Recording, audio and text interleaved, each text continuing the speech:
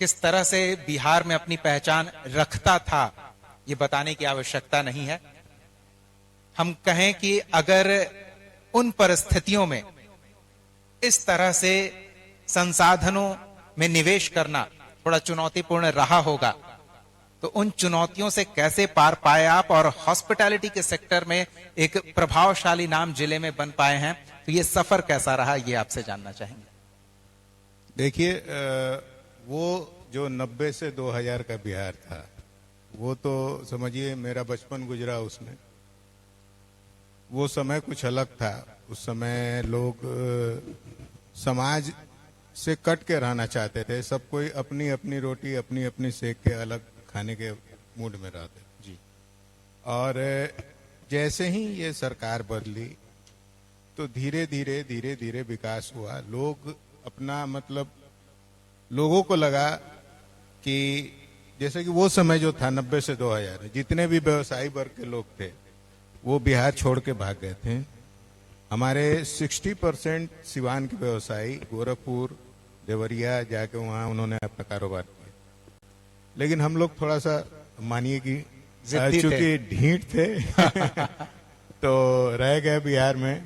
और अच्छा है, मातृभूमि। हम 1897 से तो मेरे पास लिखित कागज है कि हम लोग यहीं हैं, सिवान में ही हैं जी। मेरे जो पुराना घर है उसका कागज 1897 का। बहुत तो हम लोग यहाँ अड़ गए। और जैसे समय बदला, समय का सबसे अच्छा ये चीज है कि बदलता जरूर है, ठीक है ना। चाहे अच्छा हो चाहे बुरा हो, बदलता जरूर है। तो समय बदला, उसके साथ सरकारें बदली, फिर विकास का कार्य आरंभ हुआ। तो अचानक मुझे लगा कि सिवान में हम लोगों ने जो भी कमाया पैसा वो समाज से कमाया, लेकिन यहाँ के समाज को हमने क्या दिया, इस सोच के साथ मैं आगे बढ़ा। और मुझे लगा कि जैसे सबसे पहले तो मुझे लगा कि यहाँ एक अच्छा रेस्टोरेंट नहीं, मैं सिर्फ रेस्टोरेंट, हम अपने परिवार के साथ ही मुझे कहीं जाना हो तो मैं एक अच्छे रेस्टोरेंट में नहीं जा सकता। तो ये कहानी शुरू हुई सिर्फ एक रेस्टोरेंट खोलने से। फिर रेस्टोरेंट से मैरिज हॉल पे आया, मैरिज हॉल से होटल पे आया, फिर ये प्रॉपर्टी बनी। ये 2018 से हम लोगों ने शुरू किया था। 2020 में इसका उद्घाटन हुआ, माननीय मंत्री जी ने ही किया था। और उसके बाद से फिर मल्टीपल, यहाँ से फिर हमने, अब दूसरा चीज आया, यहाँ सिनेमा हॉल नहीं था कहीं भी किसी को। तो हम लोगों को मूवी देखने में जब कहीं बाहर जाते थे तब भी देख पाते थे। मुझे लगा सिवान के लोगों को कैसा लगता होगा। फिर मैंने एक मार्केट सर्वे किया, लोगों को लगा कि नहीं इसकी जरूरत है। फिर मैं यहाँ कॉम्प्लेक्स लेके आया 2023 में। अभी 3 ऑडी का कॉम्प्लेक्स है, बढ़िया चलता है, कोई दिक्कत नहीं है। लोग भी इंजॉय कर रहे हैं, बाकी ठीक है। और इसी देखिए, किसी भी जगह की तरक्की का सबसे पहला यूनिट है एक आम आदमी। एक आम आदमी जब अपना विकास चाहेगा, उसके तरफ आगे बढ़ेगा, तो उसका परिवार उसके तरफ आगे बढ़ेगा। उस परिवार के आगे बढ़ने से मोहल्ले के लोग देख के आगे बढ़ेंगे, फिर शहर के लोग देख के आगे बढ़ेंगे। इसी तरह से एक मिसाल तय करना पड़ता है। उसमें बहुत कुछ खोना भी पड़ता है, बहुत कुछ पाता भी है आदमी, लेकिन एक मिसाल तय करना पड़ता है कि हाँ ऐसा भी हो सकता है। हमारे ये होटल बनने से पहले सिवान में कोई ढंग का होटल नहीं था। आज की ये स्थिति है कि 10 बढ़िया होटल बने हुए हैं सिवान में, सिर्फ यही देख के कि नहीं ये भी हो सकता है। लेकिन पहले करने की हिम्मत जुटानी पड़ती है। यही सफर रहा हमारा। और क्या, बाकी सिवान के ही लोगों के लिए, सिवान के विकास के लिए अभी भी मैं प्रयत्नरत हूं। और जो भी मुझसे बन पड़ेगा, जब तक मैं जिंदा हूं, जब तक हाथ पैर चल रहे हैं, जो भी बन पड़ेगा वो करता रहूंगा। चलिए, आपने ये बात कह दी। वैसे मैं ये सवाल जरूर पूछता कि व्यवसायियों की समाज में एक अलग पहचान होती है कि 2 रुपया लगाएं तो 5 रुपया वसूल लें, इस उम्मीद से हम कारोबार शुरू करते हैं। लेकिन आपने कहा कि यहाँ हम लगा रहे हैं, यहाँ के हम रहने वाले हैं, यहाँ के लोगों की सुविधा आपकी प्राथमिकता है, तो थोड़ा नुकसान भी हो जाए तो चलेगा। लेकिन लगता नहीं है कि नुकसान, क्योंकि सीवान की एक बड़ी आबादी विदेशों में रुकती है, तो यहाँ के परिवार जो हैं उनके पास पैसों का अभाव नहीं है, सुविधा उन्हें मिलनी चाहिए, और उन्हें जब जिले में सुविधा मिलती है तो वो संतुष्ट होते हैं। बिल्कुल, ये बात तो सही है, लेकिन बिजनेस जो है ना वो बड़ा उतार चढ़ाव का चीज है। इसमें नुकसान और फायदा दोनों होता है, मिला जुला के। मिला जुला के। लोगों को सिर्फ फायदा दिखता है, नुकसान बिजनेसमैन समझता है कि क्या हो रहा है, कहाँ हो रहा है, कैसे हो रहा है।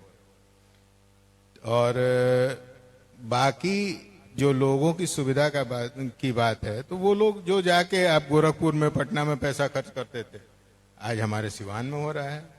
ये सिवान का राजस्व बढ़ रहा है, सिवान के हर तरह से तरक्की हो रही है। सबसे बड़ा बात, जितना एम्प्लॉयमेंट है 80% लोग सिवान के उसमें एम्प्लॉय हैं। हमारे इस समय लगभग 170 एम्प्लॉय हैं, उसमें 80% सिवान के लोकल, अलग अलग प्रतिष्ठानों में। हाँ, अलग अलग प्रतिष्ठानों में जी। तो 80% सिवान के लोकल ही एम्प्लॉय हैं। इसलिए अब एक एम्प्लॉय से एक परिवार चलता है, बिल्कुल। तो कम से कम 100 परिवार तो चल रहे हैं। ठीक, ऐसी ही सोच सबकी होनी चाहिए। और एक बात आपके इस मन से मैं जरूर बताऊंगा कि हमेशा कॉपी नहीं करना चाहिए। लोगों को क्या लगता है ना, ये काम ये कर लिए, बहुत पैसा कमा लिए, हम भी यही करेंगे। आप भी नई सोच लेके आइए। जैसे कि ये प्रतिष्ठान बनने से पहले अभी सिवान में कोई इस तरह का होटल नहीं था। होटल थे लॉज टाइप के, और लोगों को ये नहीं लगता था ना कि इतना इन्वेस्ट यहाँ किया जाएगा तो इसका ROI भी मिलेगा, या फिर इसका सुविधा लोग लेने के लिए आएंगे। लेकिन मैंने करके दिखाया, लोग आए, और अच्छा है, सब बढ़िया है, कोई दिक्कत नहीं है। जैसा आपने बताया ना, लोगों की पेइंग कैपेसिटी यहाँ बहुत अच्छी है। और खास करके ये कोरोना काल के बाद लोगों को ये दिमाग में है ना कि लाइफ एंजॉय कर लो, कब बत्ती बंद हो जाए कोई तो एक ही रेस्टोरेंट है या रेस्टोरेंट की संख्या आप बढ़ा रहे हैं? अभी तो एक यहाँ है, एक हरीलाल है, अपना हरीलाल स्वीट्स जी। उसका भी रेस्टोरेंट है, प्योर वेज है। एक बर्गर कंपनी आ रही है, अगले मंथ में स्टार्ट हो जाएगी, और KFC भी आ रही है, फ्रेंचाइजी लेकर आ रहे हैं। चलिए देखिए, सिवान वालों, आपके लिए बड़े बड़े फ्रेंचाइजीज ब्रांड सिवान में लेकर आ रहे हैं रुपेश जी। रुपेश जी, एक यह है, प्रशासनिक सहयोग भी बहुत जरूरी रहता है व्यवसायी को। छोटे छोटे कागजों को आगे बढ़ाने में कई बार बहुत मुश्किलें होती है, और ऐसे में व्यवसायी ऊब जाता है। जो आप कह रहे हैं स्थानीय स्तर पर कारोबार करना, फिर वो चाहता है हम सीधे राजधानी निकल जाएं, जब इतना ही पैसा लगा रहे हैं सीधे सरकार की नाक के नीचे रहें, ताकि छोटे छोटे कर्मचारी टांग ना अड़ाएं। तो उस तरह की परेशानियां है, उनमें सुधार हुआ है? व्यवसायियों के लिए कुछ सकारात्मक सरकार की ओर से देखने को मिल रहा है? देखिए, पिछले 3 सालों में जो सरकार का रवैया व्यवसायियों के प्रति है, बहुत पॉजिटिव हो गया। मैं खुद बहुत झेल चुका हूं ये जो कागजों वाली बात, फाइलों वाली बात कर रहे हैं। मुझे सिनेमा का लाइसेंस लेना था, मुझे 1.5 साल लग गए थे, और इतनी तकलीफ हुई। लेकिन उसके बाद सरकार का रवैया अचानक से व्यवसायियों और व्यवसाय के प्रति चेंज हुआ। जैसे होता है ना, गुजरात क्यों आगे बढ़ा? गुजरात में व्यवसायियों को सिंगल विंडो सुविधा है, उन्हें किसी चीज का लाइसेंस चाहिए, कहीं जाने की जरूरत नहीं है, एक जगह है, आप जाइए, वहां से आपके सारे लाइसेंस हो गए। कुछ परेशानियां अभी भी हैं, लेकिन पहले से बहुत पॉजिटिविटी है सरकार के अंदर कि हाँ, बिहार तरक्की करे, सिवान तरक्की करे, या फिर सिवान के भी जितने अधिकारी हैं, या फिर कहिए जो हमारे विधायक हैं, ये इनकी सोच है कि सिवान तरक्की करे। और इससे हम व्यवसायियों को बहुत फायदा हो रहा है, और इसके कारण हम लोग हिम्मत जुटा पा रहे हैं ना कि हम ये काम करें। और इसके लिए, इस सहयोग के लिए अभी जो 2 साल में बदलाव आया है सरकार में, मैं ये नहीं कहूंगा कि सम्राट चौधरी जब से आए हैं या फिर नीतीश कुमार, जब से पूरे सरकार की मैं बात करता हूं, ये 2-3 साल में जो बदलाव आया है व्यवसायियों के प्रति, ये बहुत पॉजिटिव है। तो कहीं ना कहीं ऊपर से दबाव है कि आप व्यवसायियों को प्रोत्साहित कीजिए, तो सरकार भी बिल्कुल दिल खोल कर रही है बिल्कुल सहयोग। बिल्कुल। एक और चीज है, सरकार ये प्रयास कर रही है कि बिहार के लोग जो बाहर चले गए हैं उन्हें निवेश के लिए बेहतर अवसर मुहैया कराया जाए। तो ऐसे में अगर स्थानीय व्यवसायी सहयोग दें, हम सीधे पूछ लेते हैं, सिवान चैम्बर ऑफ कॉमर्स जी कितना सकारात्मक है और कितना सहयोगात्मक है? बिल्कुल। हम लोगों ने ये विडंबना थी कि चैम्बर ऑफ कॉमर्स के, बिहार चैम्बर ऑफ कॉमर्स के 100 साल हो गए थे और सिवान चैम्बर ऑफ कॉमर्स पहली बार सिवान में गठित हुआ। उसके भी गठन में मेरी भूमिका रही, मैं उपाध्यक्ष भी हूँ सिवान चैम्बर ऑफ कॉमर्स के। चैम्बर ऑफ कॉमर्स की एक बात है कि व्यवसायियों की जो भी बात है, जो भी तकलीफें हैं, सीधी सरकार से वो बात करते हैं, सीधे सचिव लेवल से, मंत्री लेवल से उनकी बात होती है। हम अपने मुख्यालय में बात करते हैं, मुख्यालय के लोग वहां बात करते हैं। इसलिए कोई भी अब असुविधा सिवान में अगर व्यवसायियों को होती है कहीं से भी, तो उसका वो सीधा संवाद हमारा वो पहुंचता है सरकार के pass through the chamber of commerce.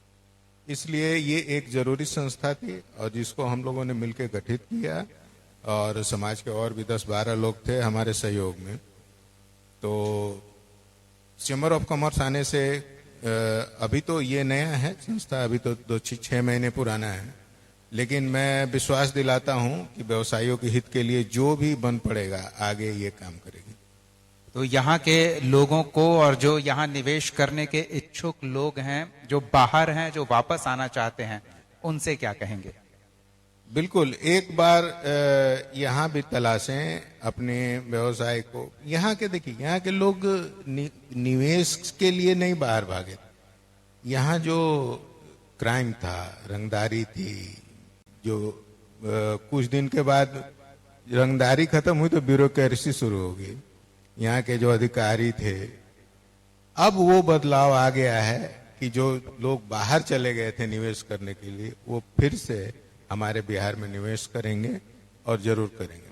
Chamber का भी भरपूर सहयोग। बिल्कुल बिल्कुल, चैम्बर का और स्थानीय व्यवसायियों का बहुत सहयोग रहेगा।